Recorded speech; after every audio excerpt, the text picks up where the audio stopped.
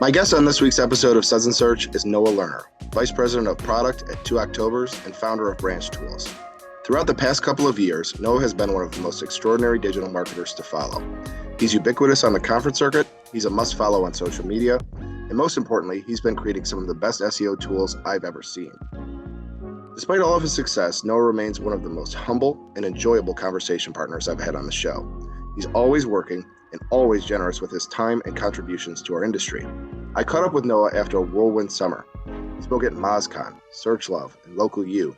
He's got a super successful clubhouse room going. I'm going to start our conversation asking him about his summer and dive into some questions about his MozCon presentation.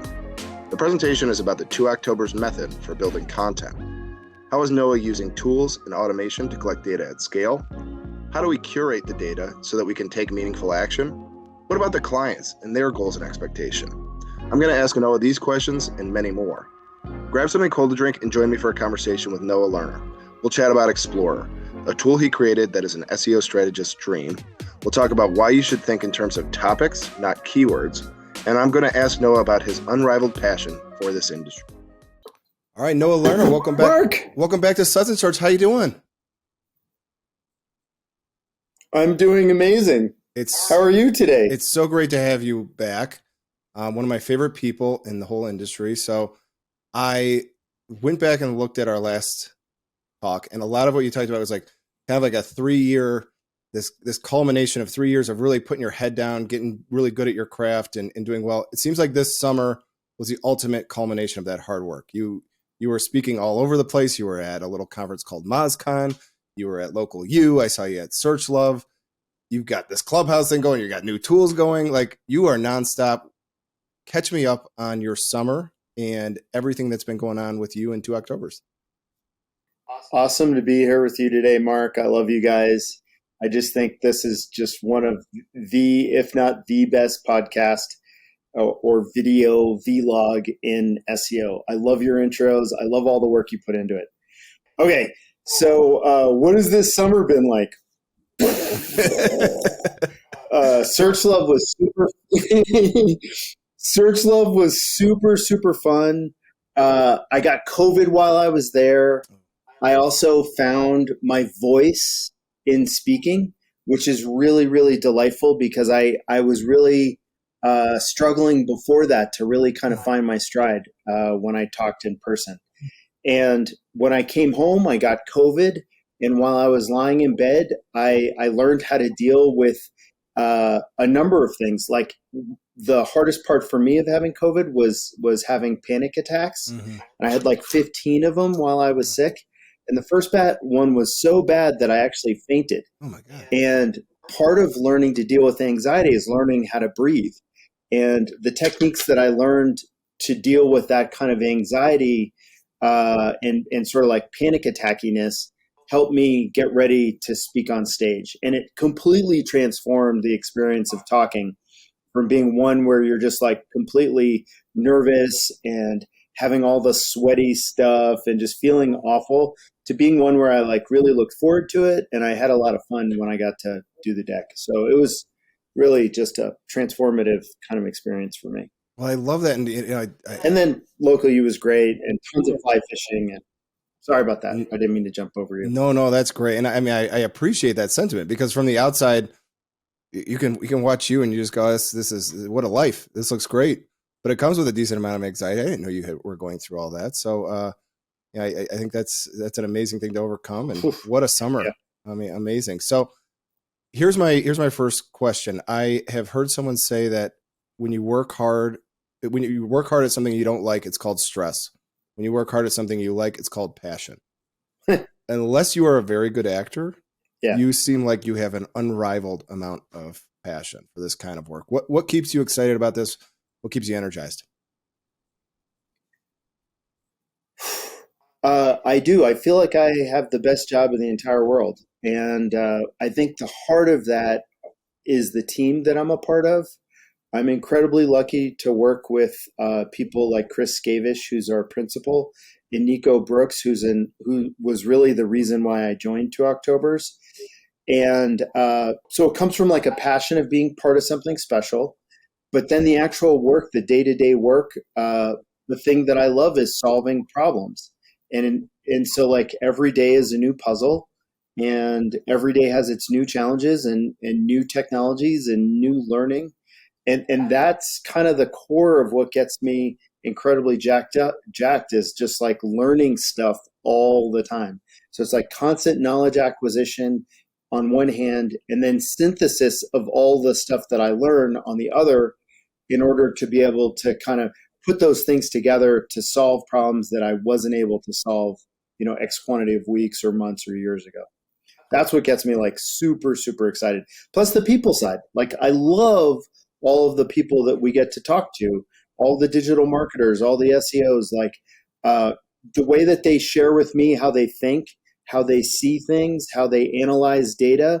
I get to hear like really interesting ways of thinking that I put in my little bag of tricks, but I also learn a lot about the problems that people have.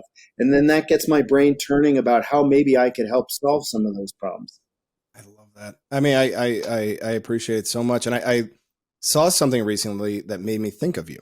So Patrick Stocks wrote a blog post on Ahrefs that said that 46% of searches are anonymized in Search Console. So basically, if you were like I was before I met Noah Lerner and thought Search Console might be off by a little bit, but it's basically straight from the search engine, so it's more or less the truth. You would be sorely mistaken. Like half of the data is anonymized. That seems like a lot to me. So Patrick is on to something that you've been talking to me about for well over a year now, maybe almost close to 2 years. It's, I think it would be really good for anyone who didn't watch your first appearance. In your own words, how would you describe the data that is being shown in native Google Search Console today? Oh, great question. So when you log into Search Console and you go to the Performance tab and any other tab really inside Search Console, Google limits our visibility to 1,000 rows at a time. You can use filters across the top of most reports to be able to filter that data down. But really, we can only see 1,000 rows at a time. And the other problem with it is that it only allows us to see stuff inside the context of one dimension at a time. So I can see queries, or I can see pages, or devices, or countries, but I can't sort of get the context and the meaning of multiple dimensions together in the same view.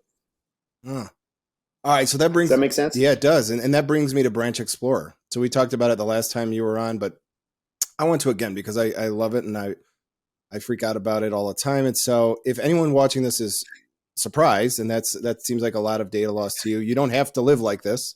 You can get access to big data just like the big companies. And so Noah Lerner's got you. How does Branch Explorer help fill those gaps? How do you kind of fill in where? Okay. Yeah, great question. So we work in partnership with another company called Jepto, and our tool is an extension available inside of Jepto. And basically what we do is Jepto pipelines in the data, which is like up to 50,000 rows of data per day. So right away, you're like, holy moly, that's so much data. And then our tool, Branch Explorer, is a couple different things. It's both like a transform step, which means that we transform the data coming out of the API to make it more useful. And then it pipes the data into a product called Google BigQuery, which is basically a huge a database or file store. And then it's also the second part is a Google Data Studio based tool for visualizing all that data to find hidden insights that otherwise you wouldn't find in Search Console based on those limitations of 1,000 rows at a time. And that to me is the amazing thing. And I think the other piece is just sort of like it was built by an SEO versus built by a bunch of developers. And what that means is that I've talked to hundreds of SEOs to learn about how they want to see data, how they want to be able to customize their views, what's meaningful, what helps them find insights. And then we built view after view after view to kind of deliver on those requests. And I think it's by far the most powerful way to look at Search Console data available today. It's not perfect, but it's incredibly powerful. I agree. And I think one of the things that's really cool is it's accessible for small businesses. So it's not, you don't have to be, Fortune 500 to get this. Like the price point, Right. the technology, it works for mom and pops or anybody who's just getting started, bike shops, anybody who wants this data. It's accessible for everybody. So it's really democratized it. So here's the other thing about Patrick's post that I thought of. It's like the average is 46% of searches. So that means that a lot of people have more than that. You could easily be missing 2/3 of the data in Search Console. That wouldn't be alarming at all. And that really limits how effective we can be. So we can't be as strategic. Also, all these like things you can slice and dice and use, and I want to get into that later. But I wonder, as you've kind of now had about a year of talking to SEOs about it, has there been a lot of conversation where people go, Noah, before Branch Explorer, I used to fill in the blank. What is in that blank? What are the consequences for marketers? What are people relaying back to you about what they've gotten out of this tool? So, couple things, and that's really cool that you mention it that way. The first is like people use tools like Google Sheets, native Data Studio connectors, and tools like Analytics Edge, which are inside of Excel. And what they talked about as that kind of transformative experience of using Explorer after was just like, oh my God, these are all the things that I wished I could do before, and it just works the way that I wished it did. And that's sort of like finding keyword cannibalization issues, finding keyword expansion, the ability to do technical forensic SEO analysis at the directory page and query level, trending queries, trending pages. So we can see like which pages are trending positively and negatively for clicks, impressions, and position. There's just so many different ways that basically our vision was to build something that would allow you to slice and dice your search data any way that you wanted. So you can totally customize it and set it up any way that you wanted, and to have it be sort of like a foundation to build upon, so you can join Search Console data with other data sources like Google Analytics, Google Ads, Facebook Ads, CRM data, whatever you wanted really. But we wanted to have something that was like a really rock solid foundation to build upon, and then over time kind of improve it with new features and new capabilities. Like the thing I'm most excited about now, there's two things actually that we're working on that I think are going to be pretty cool. The first is, in addition to Data Studio, we're going to be pulling visualizations into Jepto to make it even easier for people who don't have a lot of like Data Studio experience to be able to still see the data. And then the second piece is, and you actually would be, this will make you chuckle, we're working on like a custom Explorer implementation.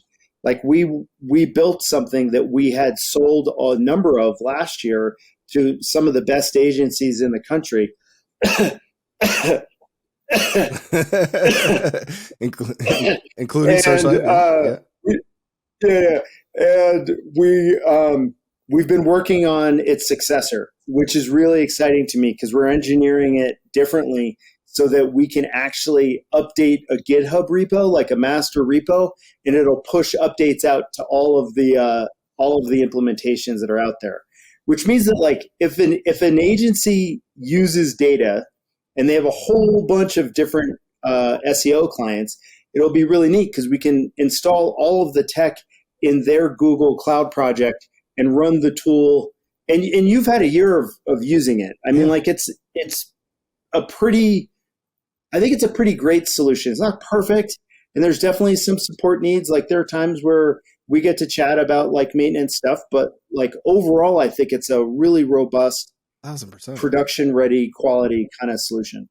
No question. And I don't usually like promote other people's things, but I really recommend people get in touch with you. I think it's been a game changer, and I think it's one of the coolest things I've seen in a long, long time in SEO. So let me shift gears a little bit, because I mentioned at the top of the show that you've been speaking all over the place. I wanted to ask you about some of your more recent presentations where you've been talking about the 2 Octobers method. Someone who's been listening to this, who's trying to build content for a website, they know how tough it is. It's tough to build content. It's tougher still if you don't have data. And so the logical thing would be, get with Noah, get all that data, find a bunch of keywords, use those keywords in the content on the site, and you say, not so fast, my friend. Don't think in terms of keywords. Think in terms of topics. Don't think in terms of keywords. Think in terms of topics. Unpack this concept for me. Well, keywords are like special words that we use to talk about things. And the things that they're used to talk about are things called entities. Entities can be nouns. They can be ideas, concepts. And those things are the subjects, and the subjects are topics. Sort of like the big bucket that a whole families and families of keywords are all related to. And so I feel like Google is paying a huge amount of attention to this concept of knowledge and knowledge acquisition that the user can get when they go to a specific website. And if one website has thin content that sort of scratches the surface and sort of feels like every other website or web page ever written about that topic, that page isn't going to rank. Whereas if you talk about the entire topic and all the questions that pop up that people might have about how to research about that topic, or item or product, how to buy it, how to own it, how to repair it, how to replace it. If you can kind of talk about that whole part of the life cycle or the buyer's journey, both pre, during, and post purchase, then you're going to have a much better chance of ranking. So that's where my head's at. Like, I want to build a really neat addition to our product that's doing topic clustering. And what I talked about this summer was really leveraging a whole bunch of different methods. And we're actually now working on doing topic clustering, which I think is going to be really great for e-commerce websites based on brand, category, and product type, so that we can match stuff down and sort of bucket it into different brands, categories, and product types. And I think if we start leveraging things like merchant center feeds to help inform that process, we're going to have some really interesting outputs. Service-based businesses and B2B and lead gen and publishing, I think, is a different sort of animal altogether. But e-com websites, I think that we can have some pretty nice impact with that. Well, outstanding. Well, I'm looking forward to those updates. But I want to get back to so the method itself. I should describe this. I should probably slow down. I kind of got out. The framework. Kind of got out of over my skis here. But in some ways, this is a call to slow down a little bit. So to run things through a process. For example, like the first step is to assess client goals. So I spoke to. Do you know Andy Jarvis? He's like a Brit. Ooh, yes. I love Andy. I love Andy. We actually had breakfast together twice at SearchLab. I love what a him. guy. That dude is amazing. Yeah. And I liked him. I had him on here. I liked it so much. I was like, you have to come talk to my whole team, because this is something I think we struggle with. To be honest with you, is just talking to the client about their goals. It's not as easy as it sounds. I mean, like, totally. I was talking to someone this morning, the law firm, they only care about branding. If you're talking to them all about, the typical conversion or whatever metrics, we're bragging about something that like cost per conversion or something like that might not go well. This is a whole branding play. Like, they just want as many eyeballs as they can. So, why is goal setting tricky, and what tips do you have? Like, kind of help describe that, the interpersonal skills that need to take place to deal with a client.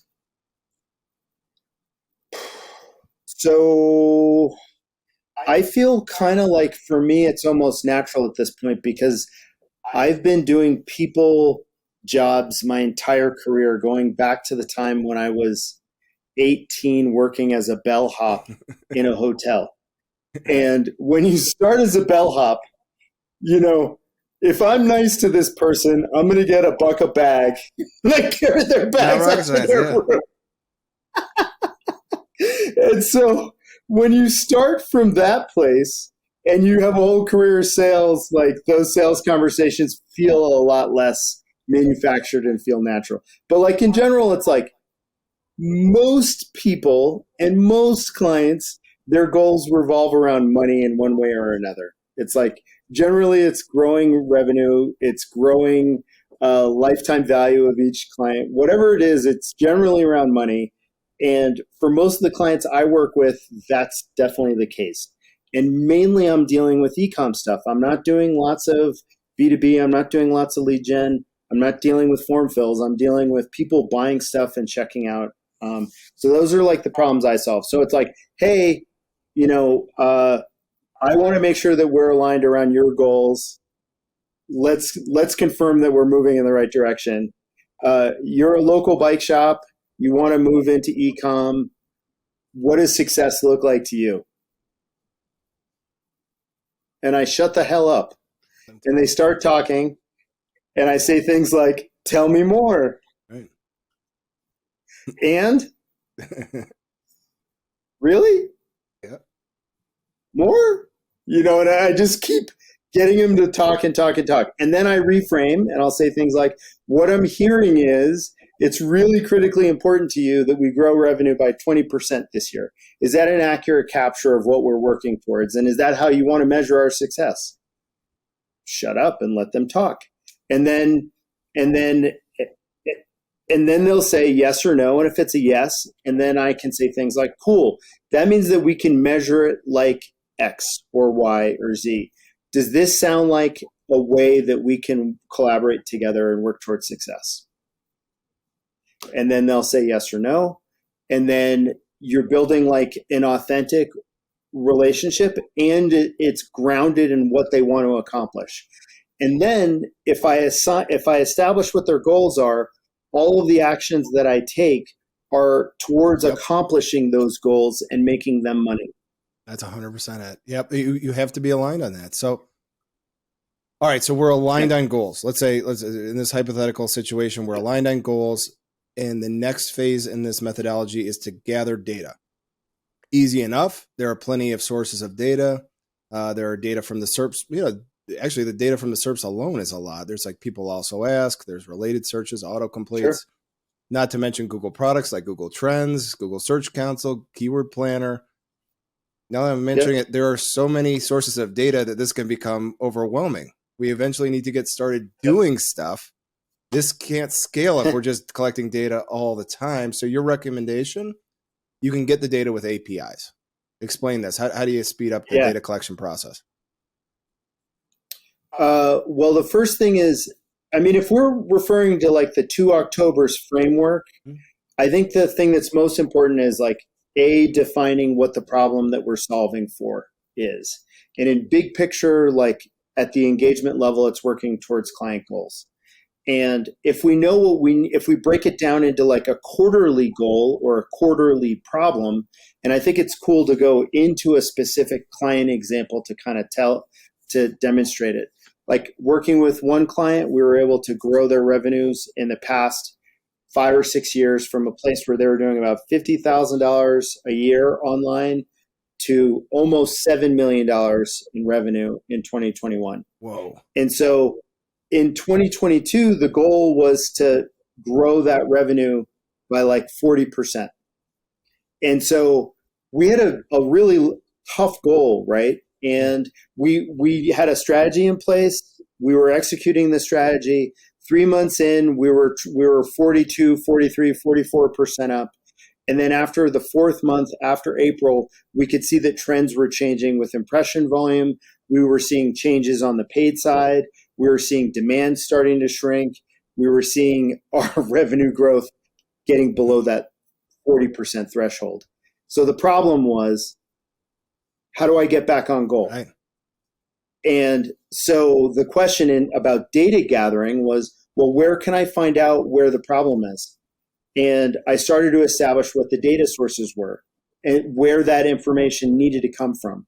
And I quickly gleaned that I had access to their point of sale data that was aggregated from all of their locations into one. And so then I started playing around with the data exports out of the point of sale system. And I saw that the data was formatted.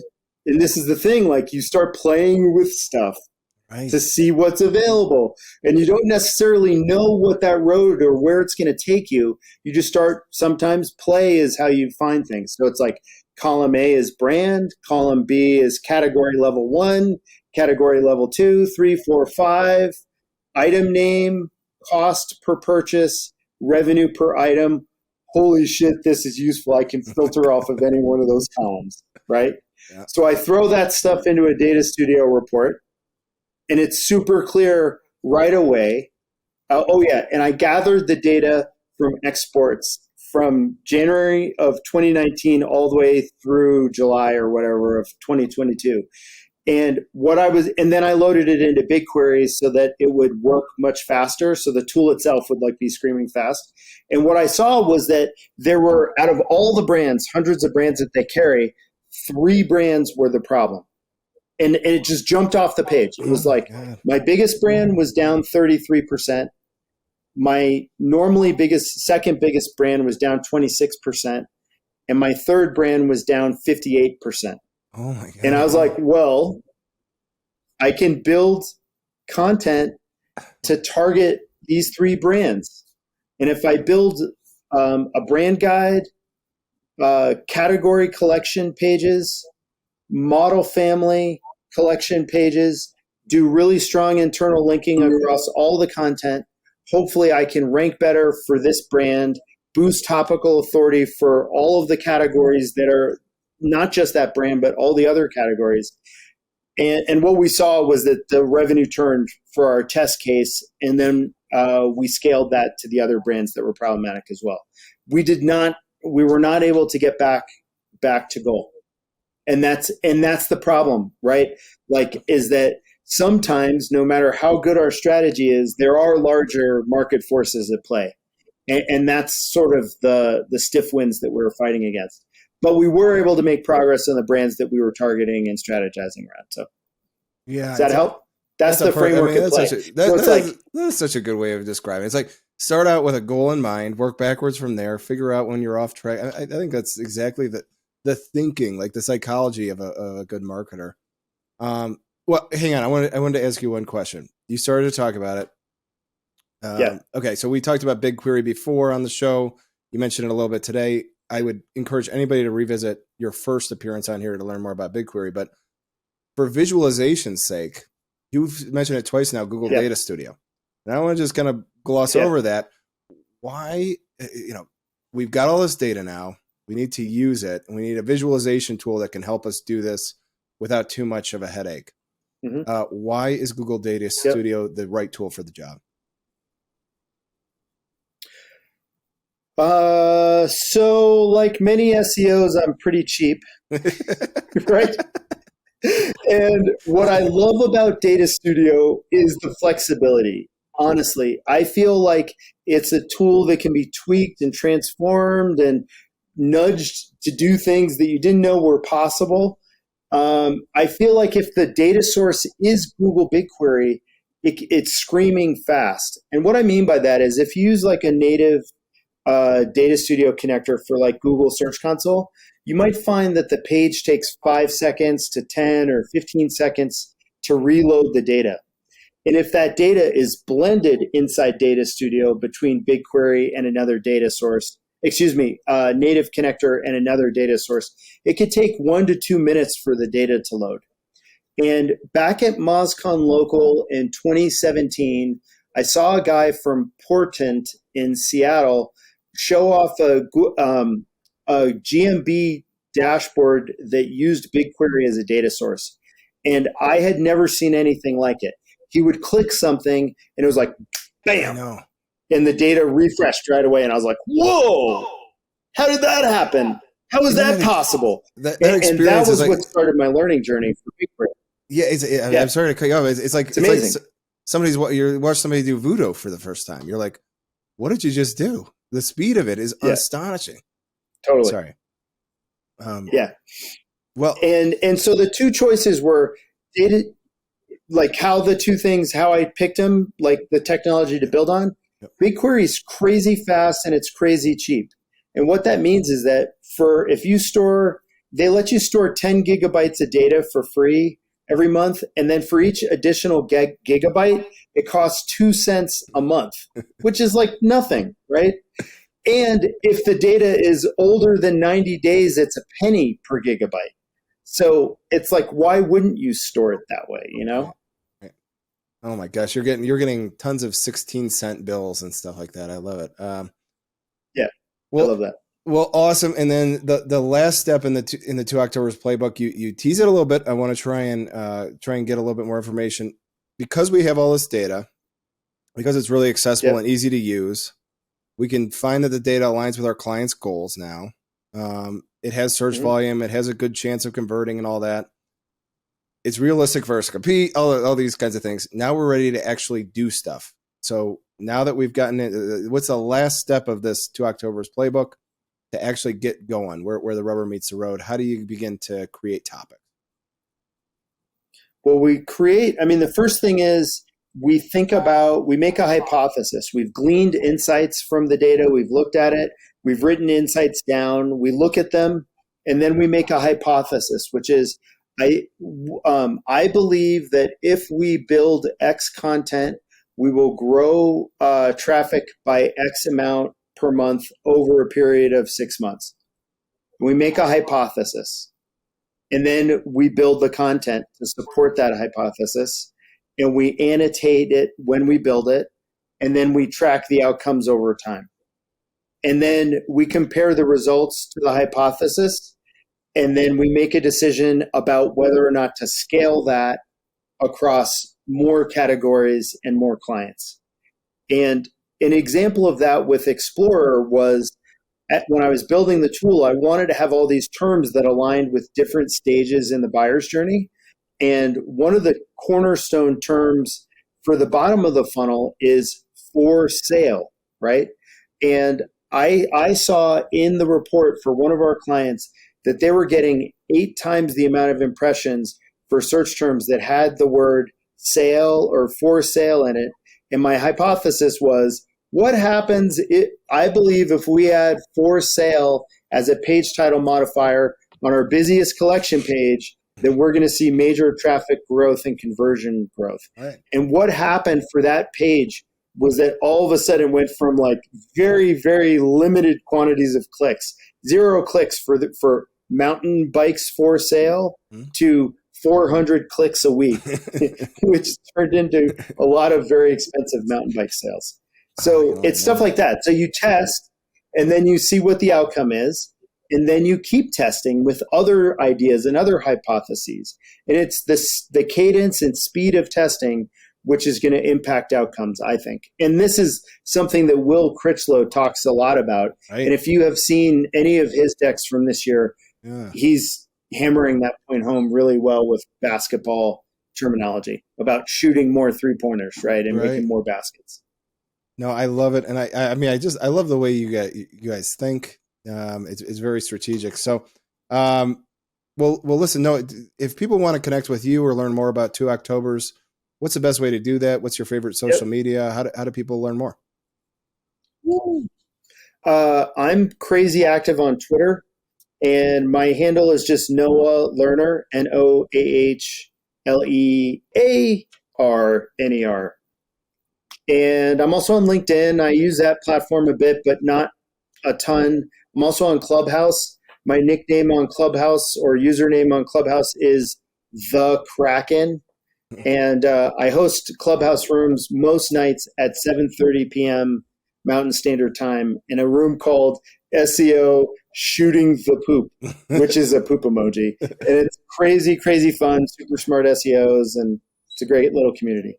Awesome. And if you get to be friends with the people at 2 Octobers, they send you a calendar of all their dogs, and that's the only calendar I have hanging up anywhere in my house or office.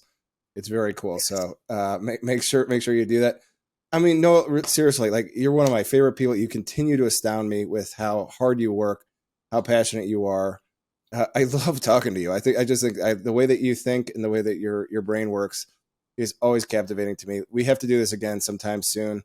And in the meantime, I wish you and 2 Octobers all the best. You're amazing, Mark. I'm so grateful to be here, and just thanks so much, man. Your support's amazing. All right, brother. Well, I'll give you a virtual cheers for now. For everybody else, we'll be back next week with another episode of Suds Search. Thanks, Noah. Boom.